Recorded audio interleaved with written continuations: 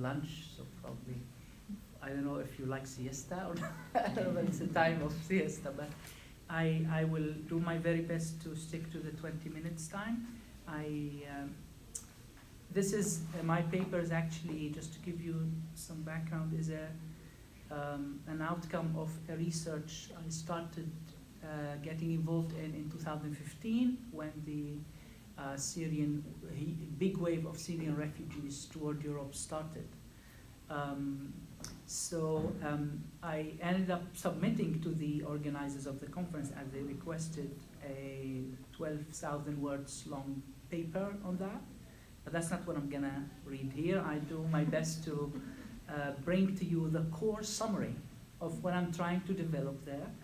And I try to avoid as much as I can the technical jargons, all that. Some things academicians like me and others like to do, maybe to show some intellectual muscles. So I'm gonna just try to share with you the basic theory I'm trying to develop here. And what I'm trying to develop is actually sort of a hermeneutical tool to try to understand why the Syrian refugees wave in 2015 was taken as a crisis, basically. Why crisis? Why nothing else? And crisis was used as a term on media. It was used also as a term in texts. I heard academicians also speaking about it as crisis and all that. So my suggestion is, rather than fighting the term and all that, because some Syrians might feel sensitive against it, I say we don't have to be sensitive about it, we have to understand it. So that's why I started since 2015, develop a hermeneutical tool to do that. And my hermeneutical tool is something I claim is important to decipher the nature of that experience of a human community's meeting experience, which led people to describe that experience in this term. And I use here some technical terms in the title, decipher the genome of crisis. I call it genome, to say the issue is not just experiential, it's rather ontological in nature. It's very much rooted in how I believe these Syrians understand who they are as humans, and the hosting communities in Europe also understand themselves as humans as well. So when you come to the question of understanding oneself, this is, in my terminology, ontology in a way.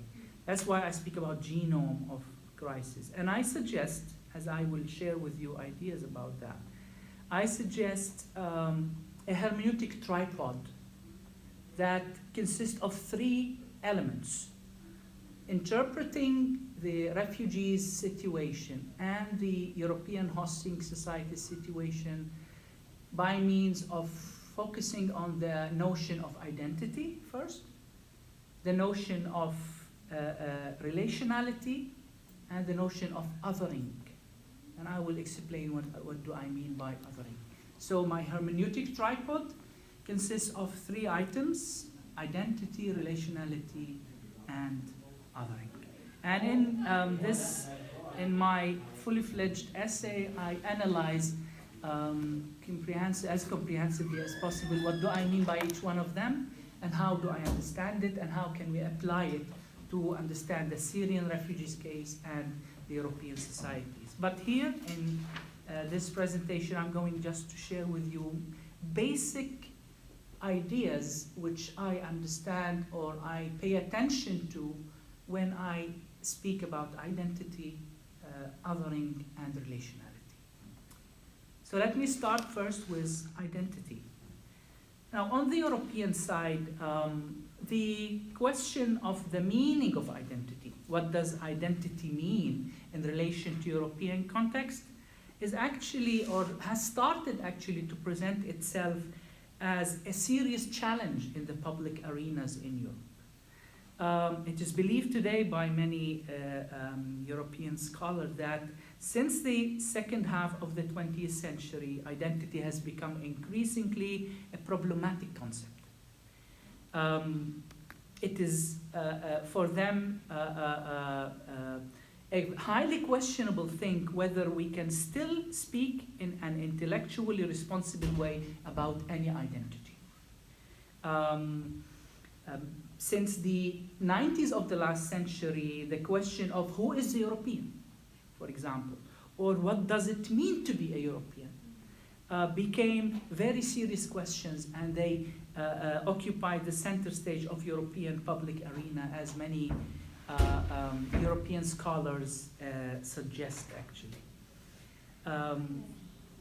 And one can spot in the scholarship diverse attempts at reinterpreting that term identity within that broader European context. But one can also move from the microcosmic level of the question about European identity into a deeper and more particularizing microcosmic level to discern the challenge that faces each European state and society in developing clear, coherent, and unifying national identities. Questions: who is a French, who is a German, who is Italian, who is Dutch, etc., etc. So one can fairly say that the question of identity represents a serious crisis to the public life in the European countries.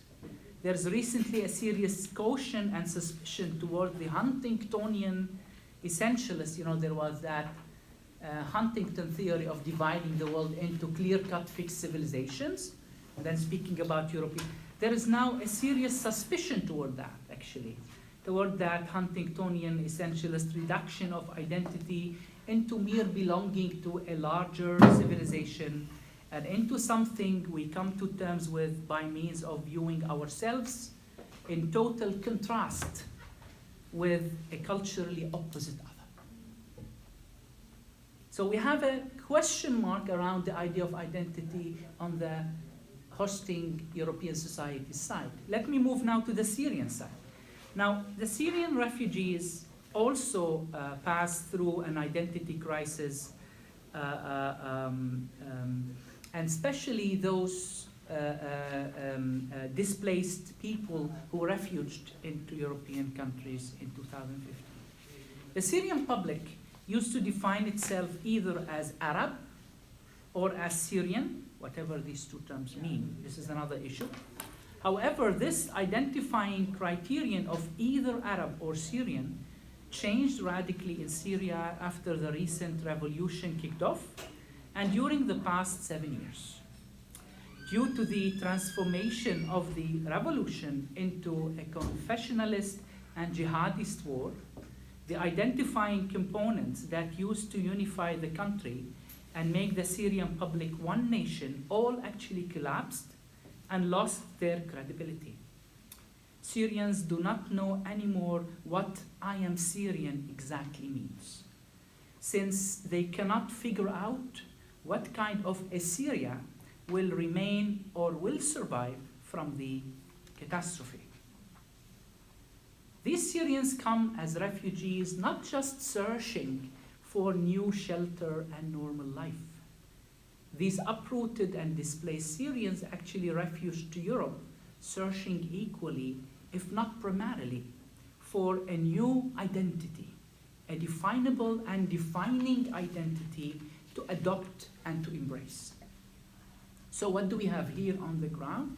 My observation tells me that we have two human congregations, European communities on one side and Syrian refugees on another, both facing existential crises, and both are striving to develop new, more relevant and contextually coherent identities.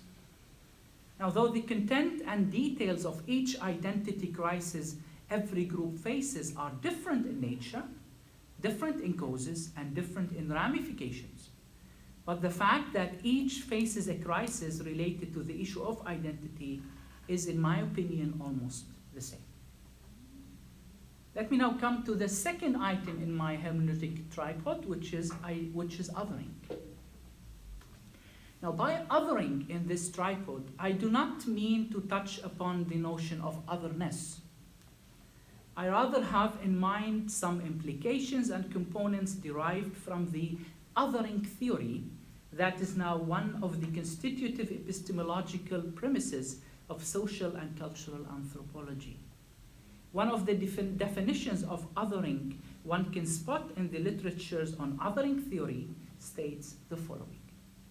Othering is a process of casting a group, an individual or an object, into the role of the other and establishing one's own identity through opposition to and frequently vilification of this other. Now, one can point to so many manifestations of otherizing practices in human history, starting from the pre-Socratic era up to the crazy era of the latest American presidential election, where one of the nominees practiced all sorts of otherizing actions against almost every human being who is not white, not male, or not upper class, or even blonde, in front of billions and all over media. The otherizing I am talking about here is an action. It's a behavioral strategy. It's a defining and categorizing process. It is that intellectual and cognitive process of self-defining by categorizing the other in such a manner that not only emphasizes who I am, but also presumes that the other cannot, let alone is not allowed, to be the same as I am. The other is not entitled to be looked at and appreciated as one who stands with me on the same level of existence, of nature, of value, and rights. Othering within this framework becomes an expression of discrimination and boundaries drawing approaches toward those who are deemed as not ones of us. Now, some of the manifestations of the otherizing action in the general European context, since the last quarter of the 20th century onwards, had dominantly to do with the stance on the presence of Islam in European societies. Most European public opinions tend to associate Islam and its presence in the public square mainly with the presence of particular immigrating communities coming from the Arab and Muslim world, which started to congregate and reside in Europe since the 60s of the last century.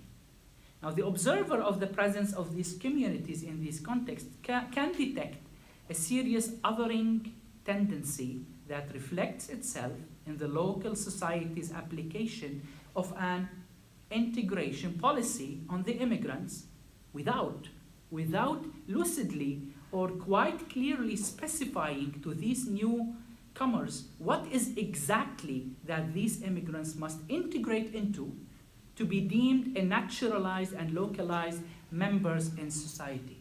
But how can you be exact when you yourself is struggling with identity?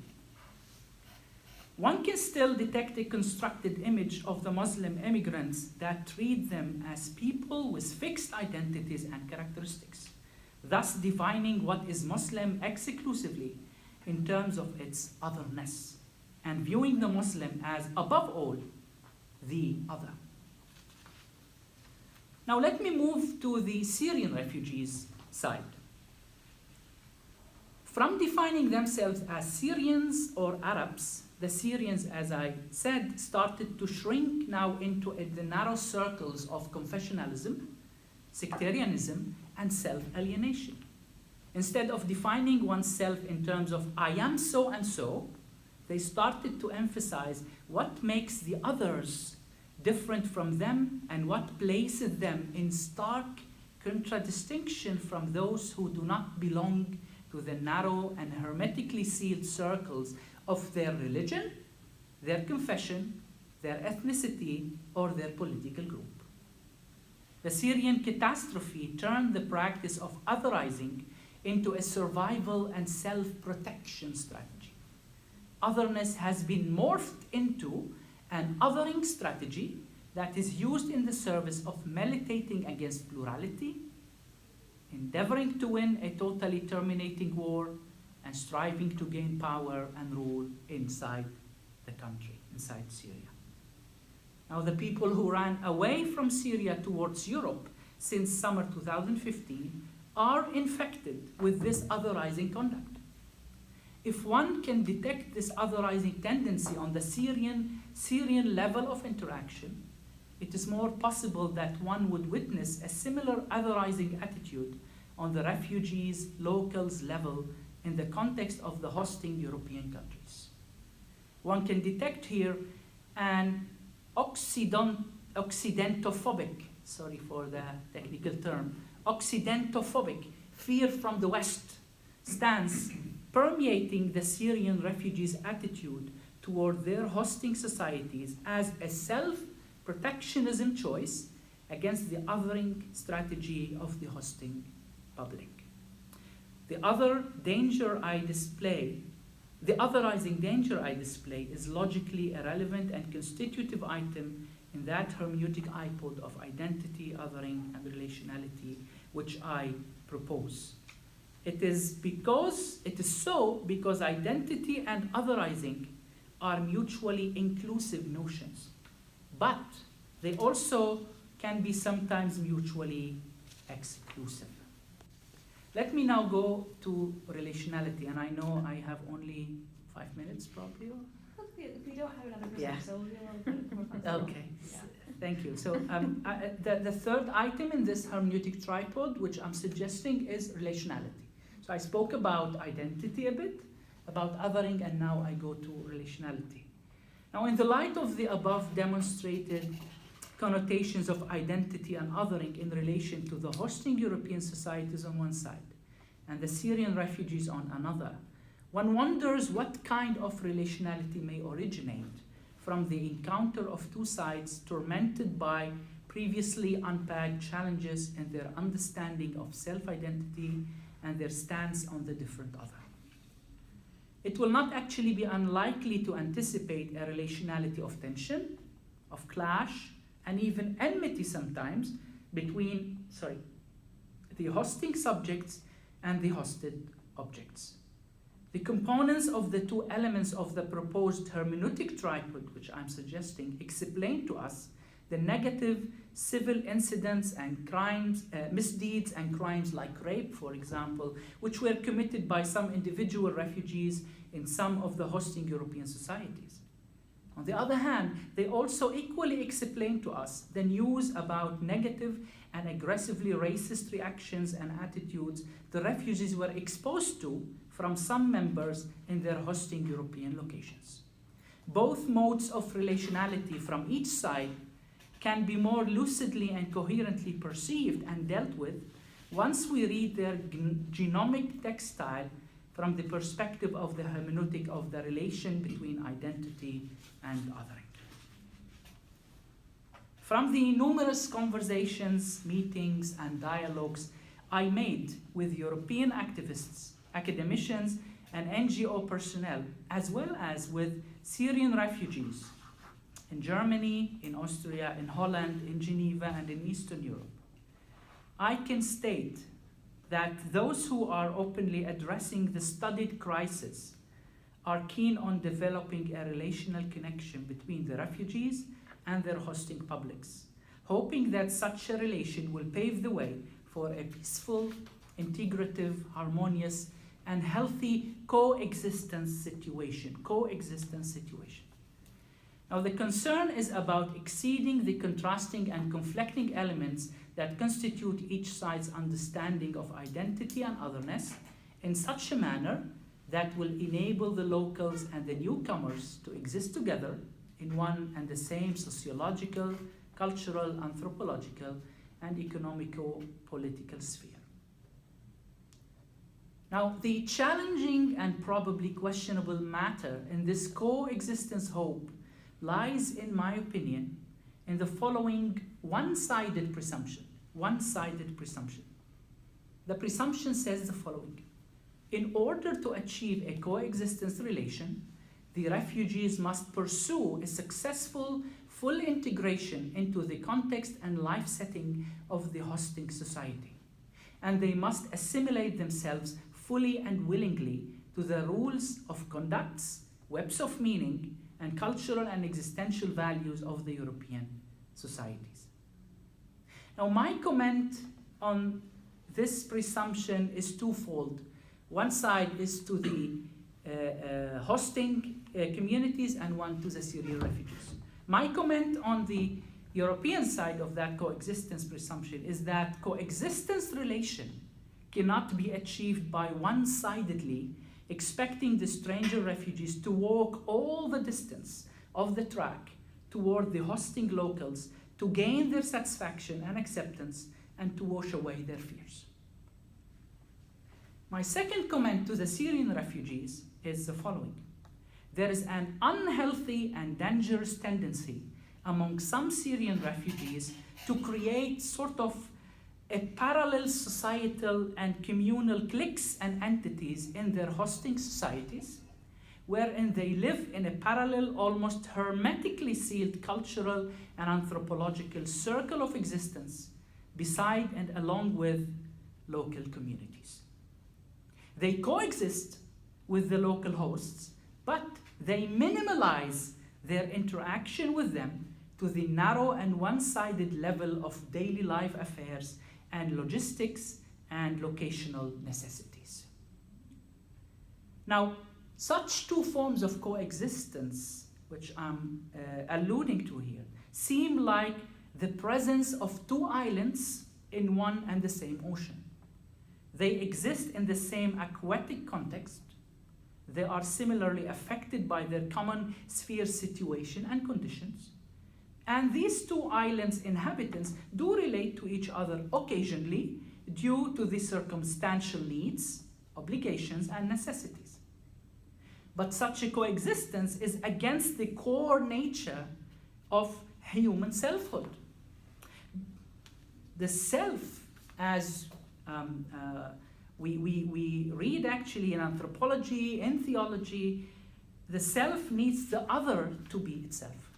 For to be is to always be in some relation to the other. The self per se is dialogically formed and negotiated by its interaction with others.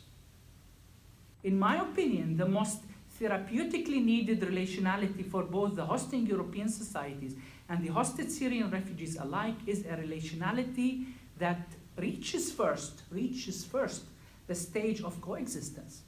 But it doesn't end at that stage.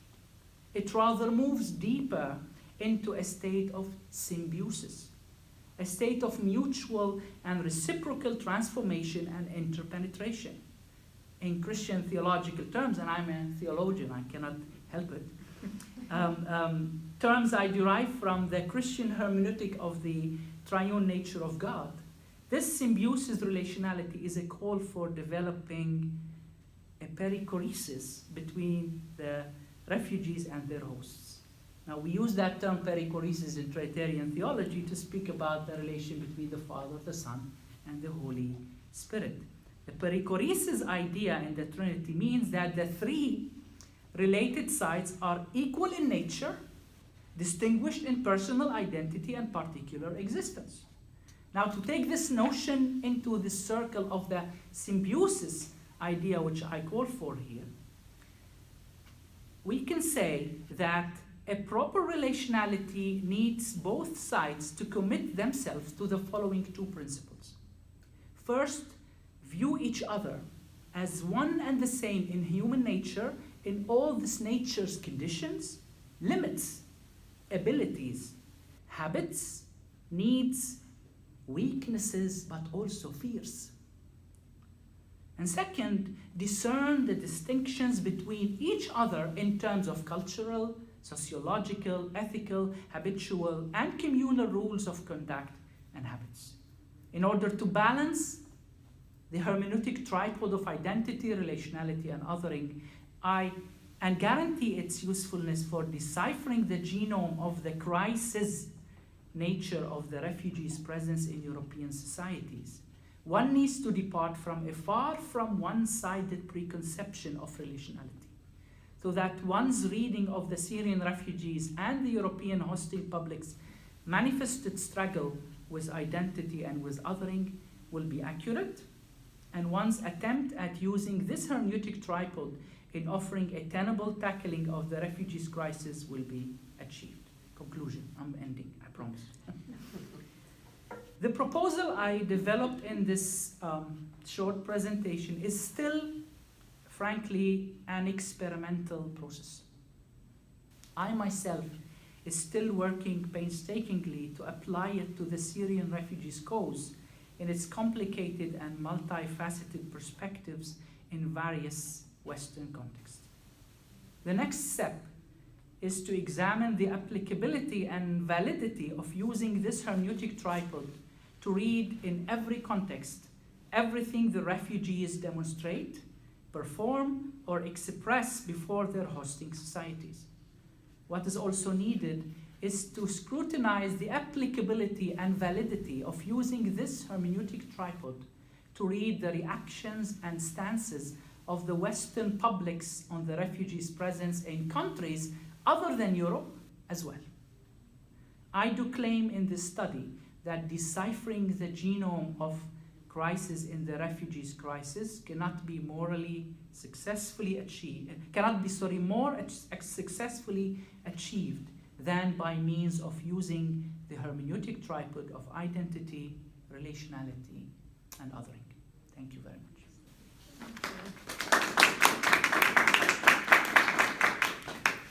Thank you very much, Dr. Awad.